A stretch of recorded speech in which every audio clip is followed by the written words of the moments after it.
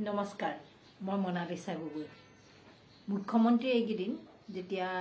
দিল্লীত নিৰ্বাচনী প্ৰচাৰ চলাই আছিল তেওঁ সদায় কেজৰিৱালক আক্ৰমণ কৰিছিল আক্ৰমণ কৰাৰ উদ্দেশ্য হ'ল কেজৰিৱালে সুৰাৰ দোকান খুলিছে দ্বিতীয়তে তেওঁৰ যিবোৰ মহল্লা ক্লিনিক সেই মহল্লা ক্লিনিকত একো সুবিধা নাই এই দুটা বিষয় লৈ তেওঁ কেজৰিৱালক মানে এনেকুৱা ধৰণে আক্ৰমণ কৰিছে ভাষা নাই যি দুটা বিষয় লৈ মুখ্যমন্ত্ৰী আক্ৰমণ কৰিছে মই ভাবো কোনো ব্যক্তিয়ে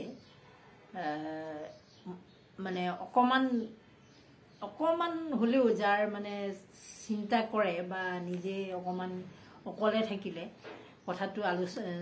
নিজে লজ্জিত বোধ কৰে তেনে মানুহে এই দুটা বিষয়ক লৈ হয়তো কেজৰিৱালক আক্ৰমণ নকৰিলেহেঁতেন বেলেগ বিষয় বিভিন্ন আছিল যমুনা পানী লেতেৰা হেতু বিষয় লৈ আক্ৰমণ কৰিবলৈ সুবিধা মানে ভাল আছিল হেতু বিষয় লৈ একেবাৰে লাগি থাকিলে হেতু বিষয় যথেষ্ট মানুহে আমাৰ মুখ্যমন্ত্ৰীক একো ক'বলৈ সাহস নাপালেহেঁতেন কাৰণ যমুনা পানী সঁচাকৈ লেতেৰা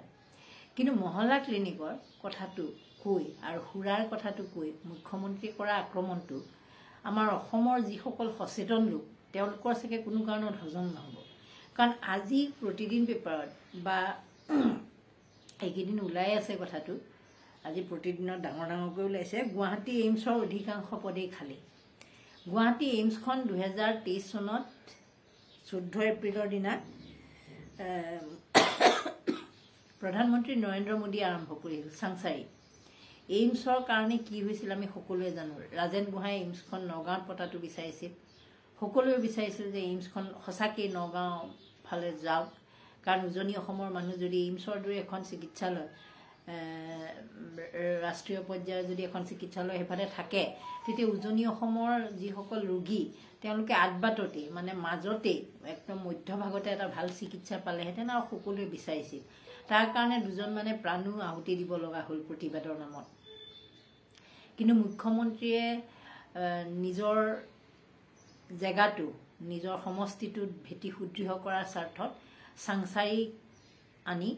পাতি দিলে এইমছখন ঠিকে আছে বাৰু পাতিলে চাংচাৰীতে হওক আমাৰ হেতুটো আপত্তি নাই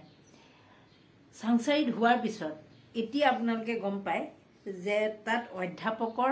43% পদ খালী আৰু অনাশৈক্ষিক মানে যিবোৰ টেকনিকেল লাইনৰ পঢ়ুৱা শুনোৱা কাৰবাৰ লগত জড়িত নহয় ধৰি লওক ৰেডিঅ'গ্ৰাফাৰ এনেকুৱা ধৰণৰ যিবোৰ পোষ্ট থাকে বিভিন্ন ধৰণৰ তেনেকুৱা 55% পদ খালী আছে মানে আচৰিত ধৰণে ইমানখিনি পদ খালী থকাটো অধ্যাপকৰ পদ খালী থকাটোতো আচৰিত কথাই সমান্তৰালভাৱে কিন্তু আটাইতকৈ আচৰিত কথা 55% পদ অনাশৈক্ষিক মানে টেকনিকেল লাইনৰ অসমত বহুত আছে কিন্তু এইটো নহয় যে অসমত নাই আজিকালি প্ৰাইভেট বহুতবোৰ অনুষ্ঠান গঢ়ি উঠিছে সেইবিলাকতো ডিগ্ৰী চিগ্ৰী লৈ মানুহ এক্সপাৰ্ট হৈ পৰিছে স্কিল আজিকালি গতিকে সেইখিনিয়েতো এপইণ্টমেণ্ট পাব লাগিছিল এতিয়ালৈকে কিন্তু সেইটো হোৱা নাই এইমছলৈ যিসকল যায় বিল্ডিং প্ৰকাণ্ড দেখে কিন্তু চিকিৎসা সেৱাৰ নামত একো নাপায় তাৰ পৰা সেইখন মানে ৰেফাৰেল হস্পিটেল টাইপ গাঁওবিলাকত যে থাকে জিলা পৰ্যায়ৰ যিবোৰ হস্পিটেল থাকে তেনেকুৱা ধৰণেহে নামটো AIIMS all India institute of medical science শুনিলে ভালো লাগে আমি আগতে শুনিছিলোঁ নহয় যে দিল্লীৰ সৰ্বভাৰতীয় আয়ুৰ্বিজ্ঞান প্ৰতিষ্ঠান বুলি কোৱাৰ লগে লগে কেনেকুৱা লাগে সেইখন এতিয়া আহি পেলাই এইমছ পালে আমি এইমছ কওঁ আগতে আমি যেতিয়া সৰুতে ৰেডিঅ' শুনিছিলোঁ সৰ্বভাৰতীয় আয়ুৰ্বিজ্ঞান প্ৰতিষ্ঠানত কোনোবা প্ৰধানমন্ত্ৰী পৰ্যায়ৰ মানুহ ৰাষ্ট্ৰপতি পৰ্যায়ৰ মানুহ চিকিৎসা ল'বলৈ সোমাই সেই খবৰবোৰ শুনিলে আমাৰ ভাল লাগে বা সৰ্বভাৰতীয় এতিয়া সেই সৰ্বভাৰতীয়খন আহি পালেগৈ আমাৰ এই চাংচাৰী আমাৰ নিজৰ ঠাইত পোৱাৰ পিছত নামটো হ'ল একেই এইমছ কিন্তু কাম হ'ল একেবাৰে আপোনাৰ 100 বেডেড হস্পিটেল 100 বেডেড হস্পিটেল বা 30 বেডেড হস্পিটেলৰ যেনেকুৱা অৱস্থা তাৰো তেনেকুৱা অৱস্থা গতিকে কালিতো এইখিনি কথা আমি কোৱা কথাই নহয় প্ৰতিদিন পেপাৰেও কোৱা কথা নহয় তেওঁ প্ৰতিদিন পেপাৰকো সমালোচনা কৰি থাকে সেইকাৰণে মই কৈছোঁৱে যে পেপাৰৰ কথাই নহয় এইটো সংসদত দাখিল কৰিছে স্বাস্থ্যমন্ত্ৰী কেন্দ্ৰীয় স্বাস্থ্যমন্ত্ৰী নাড্ডাই গতিকে ভাবক তেওঁ ক'ত মহল্লা ক্লিনিকৰ কথা কৈ তাত হাঁহিছেগৈ গৈ পেলাই দিল্লীত যে মহল্লা ক্লিনিকত একো নাপায় সুবিধা। মহল্লা ক্লিনিকত নোপোৱাটো একেবাৰে সাধাৰণ কথা। মহল্লা ক্লিনিক মানে যেতিয়া কেজৰিৱালে কৰিছিল তেতিয়া তেওঁ নিজেই কৈছিল যে খুব বেছি সৰু সুৰা কেইটামান কামহে তাত কৰিব পৰা যাব, মাত্ৰ ছাৰ্ভিচটো যাতে তাতেই পায়। সেইটো কাৰণে ফুটপাথতে দোকান খোলা টাইপ, তাৰমানে ফুটপাথতে এইখিনি সুবিধা, ক'ৰবাত ঘপকৈ ভৰিটোত আপোনাৰ দুখ পালে বা কিবা এটা হ'ল আপোনাক টান মাৰি আনি পেলাই তাতে চালে, তেনেকুৱা ধৰণৰহে। সেইখনতো এইমছ খুলি দিয়া নাই বা সেইখন কিবা বেডেড হস্পিটেল খুলি দিয়া নাই। গতিকে সেইটোত হাঁহিব লগাটো একো নাই। মুখ্যমন্ত্ৰীয়ে নিজৰ পাল্লাখন কিয়নো নমাইগৈ আমি ধৰিব নোৱাৰোঁ সেইবোৰ কথাত। ঠিক সেইদৰে সুৰাৰ কথাটো আপোনালোকক মই বহুতবাৰ কৈছোঁ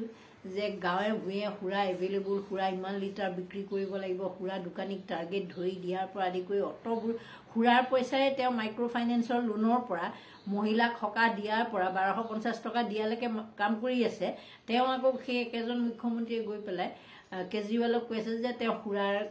এভেইলেবলতহে বেছি গুৰুত্ব দিছে, মহল্লা ক্লিনিকত বোলে ঔষধ নাপায়। আৰে তুমি মহল্লা ক্লিনিকত ঔষধ নোপোৱাৰ কথা কৈছা, তোমাৰ GMCত ঔষধ নাপায়, তোমাৰ মেডিকেল কলেজবিলাকত কপাহ এটুকুৰা বিচাৰি নাপায়, ইনজেকশ্যন দিবলৈ চিৰিঞ্জ এটা নাপায়, আৰু তাৰপিছত তুমি মহল্লা ক্লিনিকৰ কথা ক'লে কেনেকুৱা লাগিব? আচলতে মুখ্যমন্ত্ৰী মহোদয় আপোনাক ভালো লাগে কিছুমান কথাত। গতিকে আকৌ পুনৰবাৰ কৈছোঁ, আপুনি যেতিয়া এইবোৰ কথা কয় নহয়, যেনেকৈ আন মুখ্যমন্ত্ৰীক হাঁহোতে আপুনি কিছুমান এনেকুৱা বিষয় ল'ব যিটো বিষয়ত হাঁহিলে আপোনাক কোনেও সমালোচনা কৰাৰ সুবিধা নাপায়। কাৰণ আপুনি যদি, মই কৈছোঁ আৰম্ভণিতে যে যমুনাৰ কথা যদি কয়, তেতিয়া আপুনি ব্ৰহ্মপুত্ৰৰ লগত কম্পেয়াৰ কৰিলে কিন্তু সঁচাকৈ সেইটো ব্ৰহ্মপুত্ৰ আমাৰ বহুত পৰিষ্কাৰ,